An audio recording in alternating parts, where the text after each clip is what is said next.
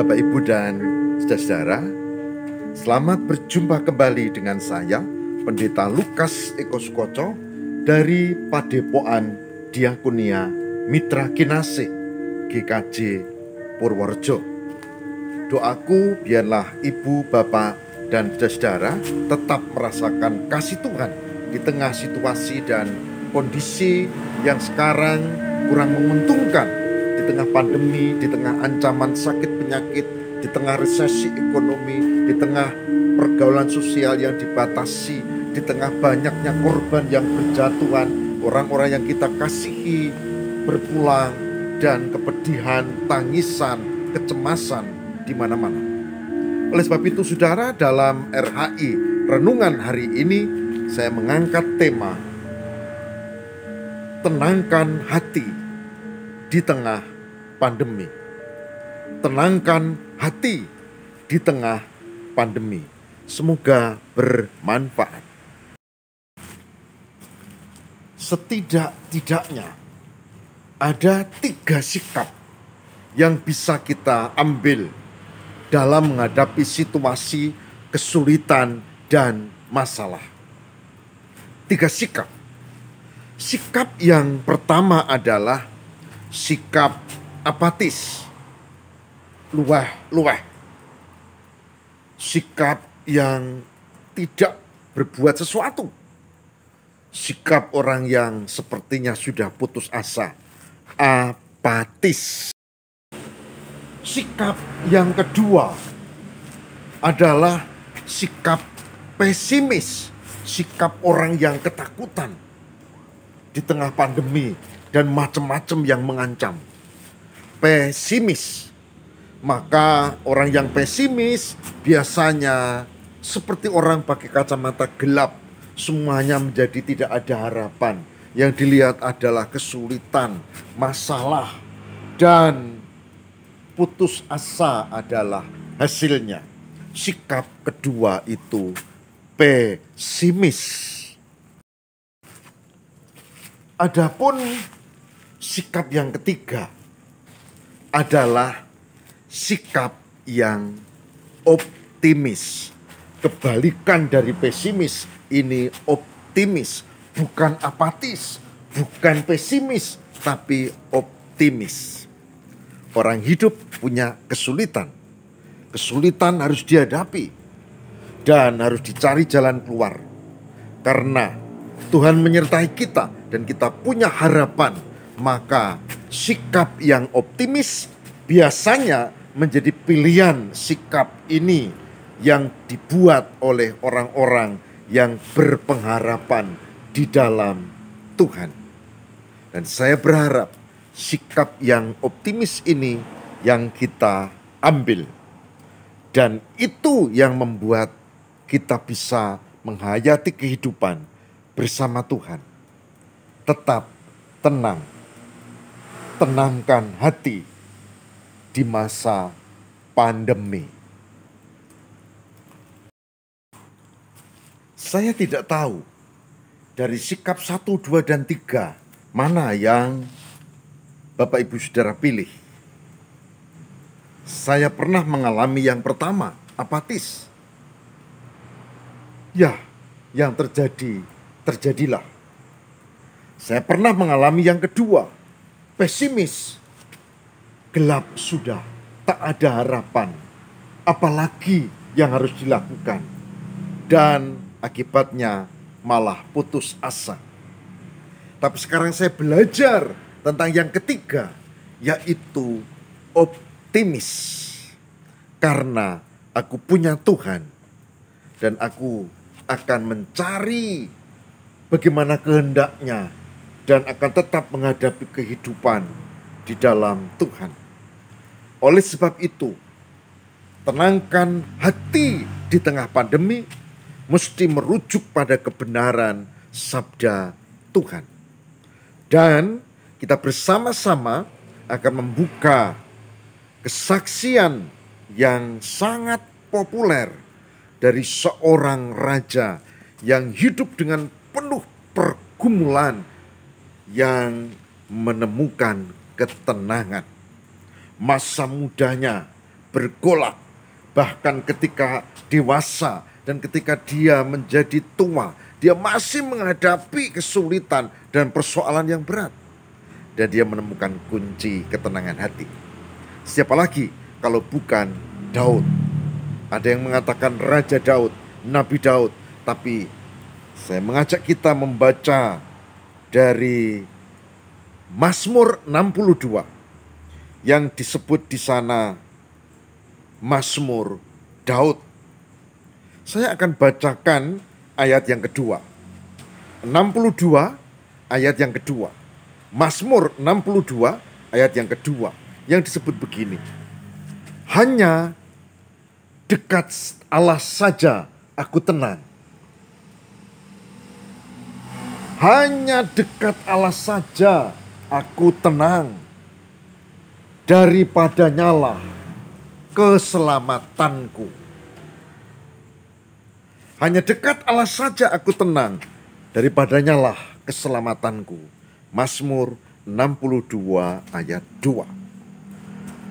Saudara, ayat ini ringkas, ayat ini tegas, ayat ini lugas, ayat ini gampang dipahami. Kalau mau ketenangan hati, ya cari sumber ketenangan.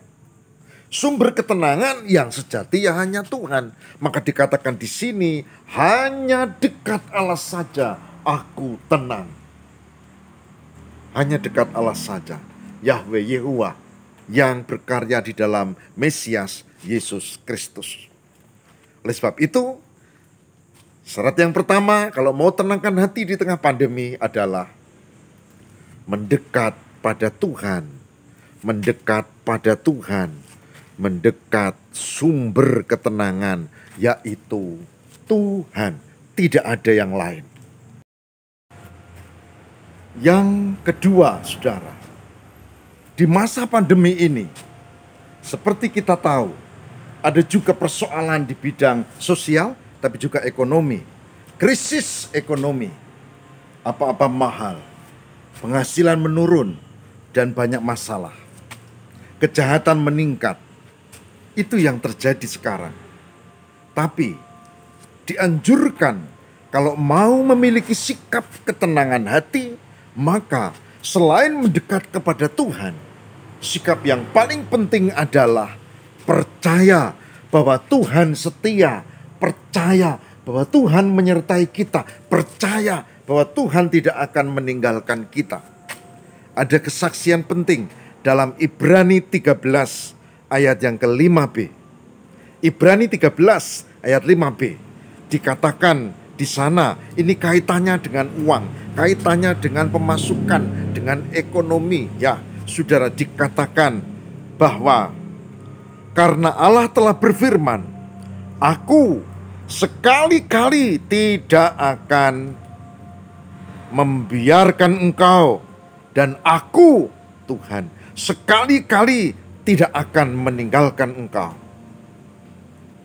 Ada janji Tuhan yang harus diimani, bahwa Tuhan tidak akan membiarkan kita, bahwa Tuhan tidak akan meninggalkan kita, meskipun kita menghadapi persoalan ekonomi.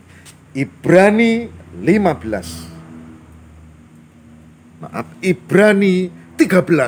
ayat 5b. Ibrani 13 ayat 5b. Oke. Oleh sebab itu, jurus kedua adalah selain mendekat pada Tuhan, memiliki keyakinan bahwa Tuhan memelihara kita. Kita boleh berusaha dan harus berusaha dan membuat usaha, tapi jangan lupa bahwa Tuhanlah yang menolong kita. Meyakini pemeliharaan Tuhan. Tidak cukup tahu mendekat kepada Allah. Tidak cukup meyakini bahwa Tuhan itu memelihara dan menolong kita. Pada bagian ketiga dari Rasul Petrus, kita mendapat satu nasihat penting, yaitu memiliki hati yang tenang. Mari kita buka, saudara, dari 1 Petrus 4 ayat 7. 1 Petrus 4 ayat 7. 1 Petrus 4 ayat 7 mengatakan demikian. Kesudahan segala sesuatu sudah dekat. Karena itu, kuasailah dirimu dan jadilah tenang, supaya kamu dapat berdoa. Kuasailah dirimu dan jadilah tenang, supaya kamu dapat berdoa. Kuasai diri, tenang, berdoa. Kuasai diri, tenang, berdoa. 3 poin, saudara. Kuasai diri berarti kita menguasai pikiran, perasaan, lalu ucapan, perilaku diri kita ini. Gitu. Kuasai diri. Lalu dikatakan jadilah tenang. Tenang. Tenang. Berdoa berarti membina relasi dengan Allah. Ini poin penting. Maka tenangkan hati di masa pandemi. Ada 3 poin ini yang harus kita lakukan, yang harus kita sungguh-sungguh cermati. 1, seperti pesan pemazmur, Mazmur 62, kita mendekat kepada Allah. Karena sumber ketenangan hanya Tuhan. 2, seperti pesan pada surat Ibrani di pasal 13 ayat 5b tadi. Bahwa Tuhan itu memelihara kita, termasuk soal ekonomi, tak hanya kesehatan ya, ekonomi juga. Dan yang ketiga adalah seperti pesan Petrus, 1 Petrus 4 ayat 7. Dikatakan, kuasai diri, jadilah tenang dan berdoa. Saudara, saya beritahu, jika 3 hal ini saudara lakukan, saya lakukan, kita lakukan, mendekat pada Allah, meyakini Tuhan memelihara kita, dan kita punya niat untuk menjadikan diri kita kuasai dan tenang, maka di tengah pandemi yang berat, yang tidak menentu, yang luar biasa ini, kita akan menjadi tetap tenang. Dan saudara tahu, kalau kita tenang, kalau kita tidak gelisah, cemas, dan tidak ketakutan, imun kita naik. Berkat Tuhan menyertai kita. Kita membuat usaha, kita istirahat cukup, kita makan yang cukup, dan kita menjaga diri dengan baik. Maka saya yakin Tuhan melindungi kita. Oleh sebab itu, tenangkan hati di tengah pandemi. Yakinlah Tuhan berkati. Marilah kita berdoa. Tuhan, bimbinglah kami untuk memiliki ketenangan hati di masa pandemi dengan mendekat pada Allah, sumber ketenangan. Dengan meyakini penyertaan dan pimpinan Tuhan yang memelihara hidup kami, dengan kemampuan mengelola, menguasai diri sehingga kami mengatur hati dan tetap tenang, maka 3 poin ini yang kami akan jalani di masa pandemi, kami yakin Tuhan memberkati sehingga kami tetap sehat atau dipulihkan dan menjadi sehat, sehingga kami siap menghadapi kehidupan dengan semangat. Berkati pemerintah, berkati pihak-pihak yang melakukan perawatan, yang membuat upaya-upaya penyehatan, penyembuhan, vaksinasi, dan seterusnya. Berkati juga upaya di bidang sosial dan ekonomi.